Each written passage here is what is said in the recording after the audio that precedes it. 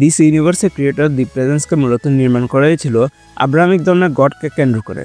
এখানে আছে ফেরেশতা, জিন, শয়তানের নিদর্শন, সবই সংস্কৃতি প্রতীকের মতো ব্যবহৃত হয়েছে, তাই এগুলোকে সম্পূর্ণ ফিকশন হিসেবে দেখবেন।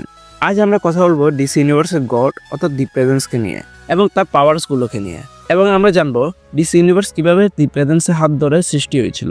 সবকিছু শুরু হয়েছিল সম্পূর্ণ অন্ধকার থেকে, এক চিরন্তন শূন্যতা, সেখানে সময় নেই, স্থান নেই, অস্তিত্বের কোনো চিহ্ন নেই।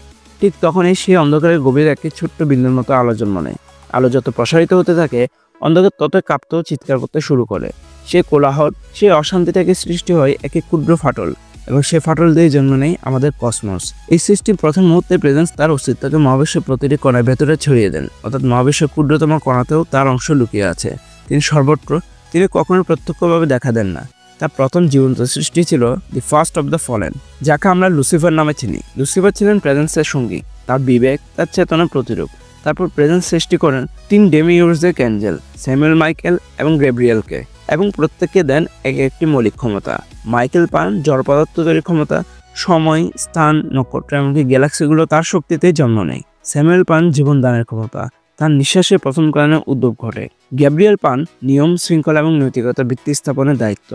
পদার্থবিদ্যার নিয়ম থেকে সৃষ্টি নকশা সবই তার কাজ। একই সময় প্রেজেন্স সৃষ্টি করেন জিন জাতিকে, ফেরেশতাদের মতো বুদ্ধিমান, শক্তিশালী, কিন্তু তৈরি হয়েছিল ধোঁয়াইন আগুন থেকে।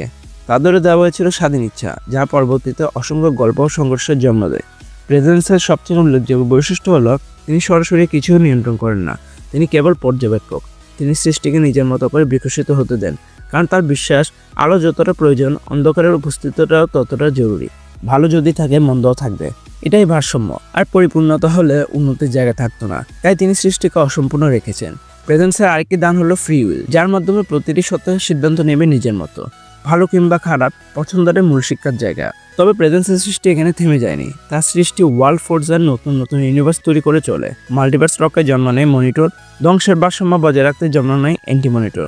সৃষ্টি, ধ্বংস, পুনর্জন্ম, এই চক্রই ডিসির মূল কসমিক ইকোসিস্টেম।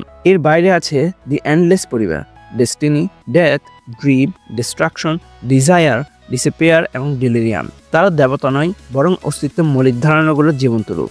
এই সমস্ত সৃষ্টির ভিত্তি হলেন দি প্রেজেন্স।